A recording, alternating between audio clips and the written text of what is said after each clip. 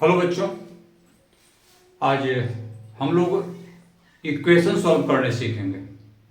अब सवाल है कि इक्वेशन सॉल्व करें तो कैसे। इसके बहुत नियम है, कम से कम 3 नियम तो आपको पढ़ना जरूरी है। तो वो नियम क्या, पहले इसको मैं बगल में लिख देता हूँ। देखिए, इसको हम लोग प्रतिस्थापन विधि से लिख सकते हैं। इसके जरिए इसको हम सॉल्व करेंगे। प्रतिस्थापन विधि, अंग्रेजी में इसको कहते हैं सब्स्टिट्यूशन मेथड, ठीक है। और दूसरा है एलिमिनेशन, एलिमिनेशन मेथड कहेंगे उसको, दूसरा को एलिमिनेशन मेथड। अब हिंदी में इसको क्या कहेंगे, हिंदी में कहा जाता है एलिमिनेशन मेथड को। एलिमिनेशन मेथड को क्या कहेंगे, तो ये हो गया हमारा विलोपन विधि। क्या हो गया, विलोपन। और तीसरा है cross multiplication, cross multiplication method. और हिंदी में इसका नाम जानते हैं क्या है, वज्र गुणन मेथड। वज्र के समान विधि है भाई। तो एक्चुअली 3 विधि तो हमको सीखना ही चाहिए। अब देखिए, हम चाहते हैं कि इक्वेशन हमने यहां पे लिख रखा है, और इस इक्वेशन को हम तीनों मेथड से सॉल्व कर सकते हैं, और कर ही देंगे, छोड़ेंगे नहीं, कर देंगे। लेकिन पहला विधि यूज करने जा रहे हैं, यानी हम प्रतिस्थापन विधि को सॉल्व करने जा रहे हैं। उसके जरिए अगर आपको समीकरण में ये लिख देता है कि प्रतिस्थापन विधि से समीकरण को हल करें, तो आप बाध्य हैं कि आपको प्रतिस्थापन विधि ही लगाना पड़ेगा। अगर आपको कह दे कि विलोपन विधि समीकरण को हल कीजिए, तो आपको विलोपन विधि लगाना पड़ेगा। अगर आपको कह दे कि क्रॉस मल्टीप्लिकेशन मेथड यानी वज्र गुणन विधि से समीकरण को हल कीजिए, तो समझ लीजिए कि आपको वही मेथड लगाना पड़ेगा। और अगर सिर्फ लिखता है कि समीकरण को हल करें, तो आप स्वतंत्र हैं, कोई मेथड लगा दीजिए। और जो यहां पर दिया हुआ है एस का और टी का वैल्यू आप इजीली निकाल लीजिए। तो पहला यूज हम करते हैं, हम यहां पे लिख देते हैं सॉल्यूशन, पहले लिखते हैं। अब देखिए, लिखते हैं प्रतिस्थापन विधि से। क्या लिखेंगे, प्रतिस्थापन विधि से। तो ये देखना है, छोड़ दो, प्रतिस्थापन विधि से। तो हमारे पास जो इक्वेशन है, मैं पहले वो लिख देता हूं, s minus t equal to 3। Equation 1 consider कीजिए, s by 3 plus t by 2 equal to 6 consider, इसको 2 कर लीजिए। हमने इसको 1 कंसीडर किया और इसको हमने 2 कंसीडर कर लिया। अब आप क्या लिखेंगे, लिखिए समीकरण 1 से, यहां भी लोचा है, आप s भी निकाल ले सकते हैं, t का भी मान निकाल सकते हैं। तो समीकरण 1 से s माइनस टी अगर हमारे पास 3 है, तो s इक्वल टू क्या हो जाएगा, 3 प्लस टी। अब हम ये जो वैल्यू निकाले हैं, ये वैल्यू इसको हम 3 कंसीडर कर लेंगे, और इसका जो वैल्यू है आप दूसरे इक्वेशन में रख दीजिए। तो लिखिए समीकरण 2 में s का मान रखने पर, तो जब हम इसमें इसका मान रखेंगे तो क्या होगा, s का मान हमारे पास है, तो इक्वेशन क्या था पहले वो मैं लिख देता हूं, s by 3 plus t by 2 equal to 6 है। s का वैल्यू हम यहां पर प्रतिस्थापित करेंगे, ये क्या करेंगे, सब्स्टिट्यूट कर देंगे, और plus t by 2 equal to 6। अब कलाकारी कुछ नहीं है, चलिए अच्छा से कैमरामैन ध्यान दीजिएगा।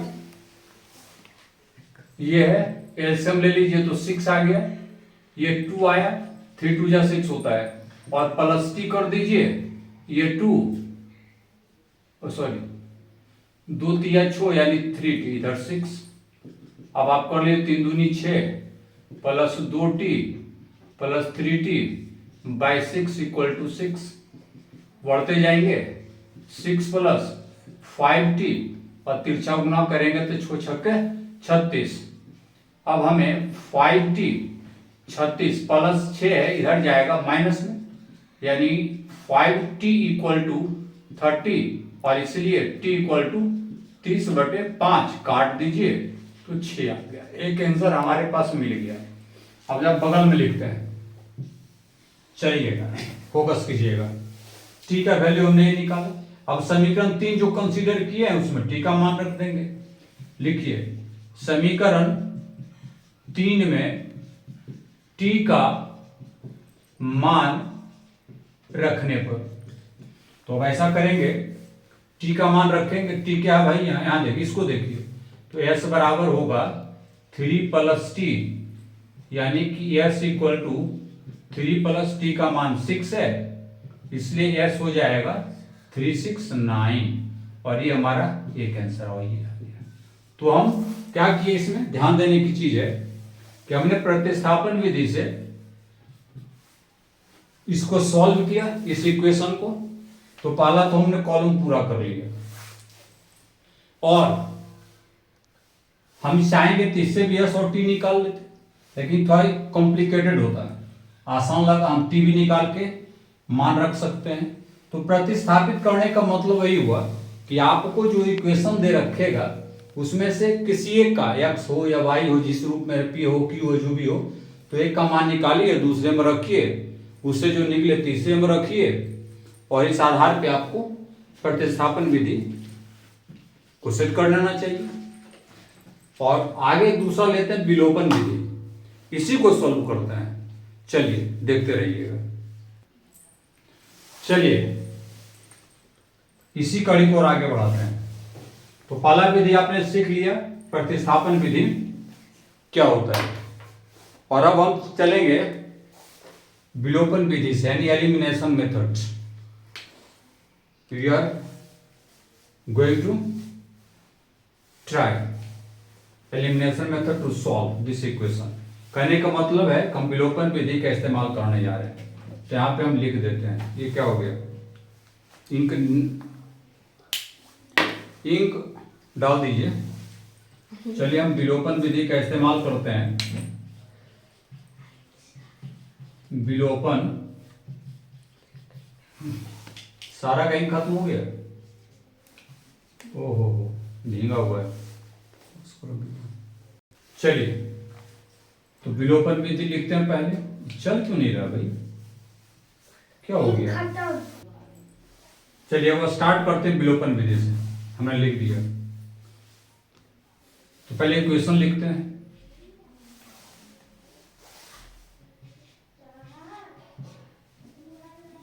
चिकन हो गया, s - t equal to 3, s/3 + t/2 equal to 6। इसको 1 कंसीडर करते हैं, इसको 2 कंसीडर कर लेते हैं। अब देखिए फंडा क्या है, समझने की चीज है। हमारे पास दो ऑप्शन हमेशा है। एक ऑप्शन है कि दोनों को बराबर कर दीजिए। कहने का मतलब अगर s है तो उसको s/3 बना दीजिए, ये t/2 और ये t है तो इसको t/2 बना दीजिए। इसी दोनों को आपको क्या करना है, बराबर। और उसके बाद यानी उसके सिंबल को देखेंगे कि अगर दोनों प्लस में तो किसी एक को माइनस करेंगे, अगर दोनों माइनस में तो किसी एक को प्लस, वो नीचे वाले को करेंगे, घटाएंगे, जोड़ेंगे। ये आपको करना है। तो इसमें क्या कर सकते हैं, एज यू लाइक, जो आपको करना हो कर सकते हैं। मैं बताऊं तो अगर मेरे अनुसार चलिए तो हम s बना देते हैं इसको, ये माइनस और ये प्लस है। बोलेंगे क्यों बनाएंगे, ये दोनों प्लस है, नीचे का सिंबल चेंज कर देंगे, ये कैंसिल हो जाएगा। सिंबल अगर नहीं करते हैं चेंज तो ये माइनस और ये प्लस है, तो बस इसके बराबर कर दो और प्लस कर दो, यानी सिंबल चेंज नहीं करेंगे क्यों, प्लस कर देंगे तो अपने आप कट जाएगा। लेकिन अब सवाल है कि हम मल्टीप्लाई करेंगे तो सब में करेंगे, डिवाइड करेंगे तो सब में करेंगे, ये तरीका है। तो चलिए हम यहां पे लिखते हैं 3। अब समझिएगा, लिखें कि समीकरण 1 जोड़ समीकरण 2 गुने 3 से हम जो करने जा रहे हैं उस अनुसार मैंने ये लिख दिया कि समीकरण 1 एज इट इज है s minus t equal to 3 और दूसरा समीकरण जो है अब उसको जब लिखेंगे तो मॉडिफाई करेंगे। कैसे? तो समीकरण 2 को 3 से गुना, यानी इसको जब 3 से गुना करेंगे 3 कटेगा, s बचेगा और माइनस प्लस t/2 में अगर 3 से कर देंगे, t/2 में 3 से अगर करेंगे तो ये बचेगा क्या 3t/2 और 6 में 3 से अगर मल्टीप्लाई करेंगे तो होगा 80। अब आप देखिए कुछ दिख रहा है कि दो एक सेम एक जैसा होगा ये और ये, तो यस अगर दोनों बराबर हो गया तो सिंबल विपरीत होगा। ये प्लस है, इसका आगे नहीं कुछ प्लस, प्लस को माइनस किए फिर प्लस माइनस और ये भी प्लस माइनस माइनस, नीचे वालों को एक्सचेंज किए तो ये यस और यस कैंसिल हो गया, विलुप्त हो गया, खत्म कहानी। अब आप लिखिए कि minus t minus 3t/2 equal to 3 minus 18। LCM ले लीजिए 2, नीचे नहीं कुछ 1 है तो ये minus 2t minus 3t equal to minus 50, 3 minus 18 minus 50। अब यहां जाएंगे तो यह आएगा minus 5t/2 equal to minus 50। अब आप ट्रांसपोजिशन करो, आदान प्रदान कैसे करेंगे उसको जरा सा देखिए। आदान प्रदान ऐसे करेंगे, इसलिए लिखिए कि t निकालेंगे तो माइनस 15 ये 2 मल्टीप्लाई और माइनस 5 नीचे ये और ये कट के 3, t हमारे पास क्या आ गया 6, तो a को तो हमने निकाल लिया। अब समीकरण 1 या 2 किसी में भी आप t का वैल्यू रख दीजिए, समीकरण 1 में ही रख देते हैं, 1 में t का मान रखने पर देखिए क्या आएगा, s minus t equal to 3 दिया हुआ है, s माइनस टी के जगह पे 6, 3 आ गया, s आ गया हमारे पास 3 प्लस 6 इक्वल टू 9, यही आंसर है। ये हमारे पास s का आ गया और ये t का आ गया। तो हम विलोपन विधि का इस्तेमाल करते हुए निकाल, आंसर सेम आया है। तो ये था विलोपन यानी एलिमिनेशन मेथड। और तीसरा जो है वज्र के समान, उसका यूज करेंगे। चलिए पहले इसको हम हटाते हैं, उसके बाद तीसरे प्रोसेस की तरफ चलते हैं। चलिए तो तीसरा जो ये भी हम कर चुके हैं, एलिमिनेशन मेथड हो गया, यानी विलोपन विधि हमने फुलफिल कर लिया। तीसरा क्रॉस मल्टीप्लिकेशन, वज्रगुणन विधि। देखिए वज्रगुणन विधि का जो कंसेप्ट है उससे आधारित हम x और y कैसे निकालते हैं, वो एक फार्मूला इसका दिया हुआ है।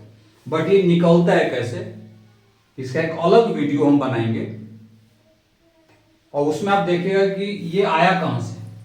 अभी तत्काल तो हम सेट करके आपको बता देते हैं, लेकिन क्रॉस मल्टीप्लिकेशन में ये आता है कहां से, इस चीज को हम समझेंगे और आपको बताएंगे। तो चलिए समझते हैं। सबसे पहले हम इक्वेशन लिख लेते हैं। इक्वेशन है s minus t equal to 3 और ये है एक s/3 plus t/2 equal to 6। अच्छा एक चीज और समझिए, ये तो हमारे पास दिया हुआ था, इसको हम चाहें तो ऐसे तो लिखा जा सकता है और इसको भी ये लिखा जा सकता है, कोई संशय नहीं। बोलेगा सर ऐसा काहे लिखेंगे, तो भैया a1 b1 c1 क्या होता है इसको समझिए। तो देखिए हम थोड़ा सा बगल में लिख देते हैं, समझाने के दृष्टिकोण से मैं ऐसा कर रहा हूं। हाँ ऐसा कर देता हूं 0 और इसको भी s/t, सॉरी t नहीं 3 है, s/3 प्लस t/2 और ये इक्वेशन हुआ किस रूप का ये समझिएगा। तो ये इक्वेशन का कंपैरिजन किया गया है a1x plus b1y plus c1 equal to 0 और a2x plus b2y plus c2 equal to 0। इसके साथ इसका कंपैरिजन है और इसी के पैटर्न पर लिखकर इस समीकरण को हम समझेंगे, हमने लिखा भी है और इसी का यूज करके हम a1 b1 और c1 निकालेंगे। यानी x का कोफिशिएंट a1, y का कोफिशिएंट b1 और c1 अचर राशि होती है। x का जो कोफिशिएंट है a2, y का कोफिशिएंट है b2 समीकरण दूसरा में और c2 जो कांस्टेंट है। तो इसके जरिए हम इसको पहले फाइंड आउट कर लेंगे और हम चाहें तो बना सकते हैं। तो अगर देखें समीकरण 1 में हमें मिलता क्या है, समीकरण 1 से s और t क्या है, जस्ट लाइक x और y है। तो उसका कोफिशिएंट, तो s का कोफिशिएंट क्या होगा 1, ऐसा समझिए। यानी a1 हमारा 1 हो गया, b1 हमारा -1 हो गया और c1 जो है वो -3 हो गया। a2 हमारा 1/3 हो गया, v2 हमारा 1/2 हो गया और c2 जो -6 हो गया। तो हमने इसके जरिए ऐसा लिखा और फिर ऐसा था, तो पैटर्न को समझाने में थोड़ा सा बताया। उसके बाद आप देखिए इस पे सेट कीजिए तो आंसर आपको मिल जाएगा। बोलेगा क्या इसके अलावा और कोई दूसरा तरीका नहीं? हाँ है। तो ये निकलता है कैसे, मैं पहले होता है कि आपको बता दूंगा एक वीडियो में किसी में आता है कहां से। चलिए तो ये पहले समझ लीजिए और अब मान रख दीजिए इत्मीनान से, तो बन जाएगा। x निकालना है तो b1 c2 का फॉर्मूला है, तो b1 हमारे पास क्या है -1, c2 हमारे पास है -6 और जहां दो सिंबल मिले ना तो वहां पे आप ब्रैकेट रखिए। b2 है 1/2 और c1 है -3 बाय नीचे a1 b2 1 into 1/2 minus a2 b1 1/3 b1 -1 ऐसा। अब इसको हम सॉल्व करेंगे तो -+6 हो गया, ये भी माइनस प्लस, ये आएगा 3 into 1 3 3/2 नीचे 1/2 प्लस 1/3। सॉल्व कीजिए 12 प्लस 3/2 इधर आ जाएगा 3 प्लस 2/2। देखिए कितना आता है, 6 आएगा। 15/2 बाई 6/6। तो हमें x तो यहां निकालना नहीं था, हम तो मिस्टेक कर दिए, 5/6 सॉरी। तो 15/2 चलिए सुधार देंगे, 2 3 जा 5 3 जा कितने आ गए 9। देखिए बच्चों समझने गए, हमने s और t रखा है, हमें इस रूप में x y पता था, इसलिए हम यहां पे लिखेंगे s, क्या लिखेंगे s, और यहां क्या लिखेंगे t, और उस आधार पे हम जाएंगे तो हमारे पास ये x नहीं होगा, ये हमारा s होगा, इसलिए s इक्वल टू 9 आ गया। तुलना कीजिएगा, पहले आया था कि नहीं। और दूसरा यहां लिखते हैं y का वैल्यू, y कहते हैं, फिर यहां t रखा हुआ है, t हमारे पास है a2 c1, a2 क्या है 1/3, c1 क्या है, c1 है -3 और फिर देंगे माइनस a1 1 है और c2 है -6। चलिए बाई नीचे तो वही है सेम है दोनों का, यानी कि 1 × 1/2 -1/3 इंटू -1। चलिए सॉल्व कर लेते हैं, क्या आ जाएगा 3 3 कट के -1 माइनस प्लस 6, ये आ गया 1/2 प्लस 1/3। इसको सॉल्व कर लीजिए, ये आ गया 5 और नीचे आ जाएगा कितना, अभी जस्ट नीचे किया सॉल्व, यहाँ पे ये आ जाएगा 5/6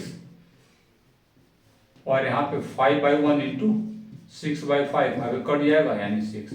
सो t इक्वल टू फाइनली 6 आ गया। तो आपने देखा होगा, इत्मीनान से देखा होगा कि तीनों मेथड हम अप्लाई करते हैं तो किसी भी समीकरण का आंसर सेम आता है।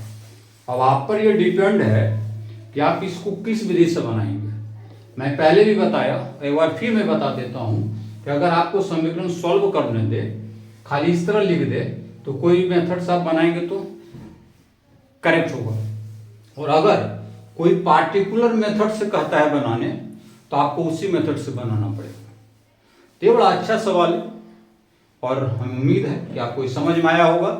अब रह गई बात कि हम निकाले कहाँ से, इसका एक वीडियो मैं अलग से बना दूंगा, आप उसको देख लीजिएगा और समझ लीजिएगा।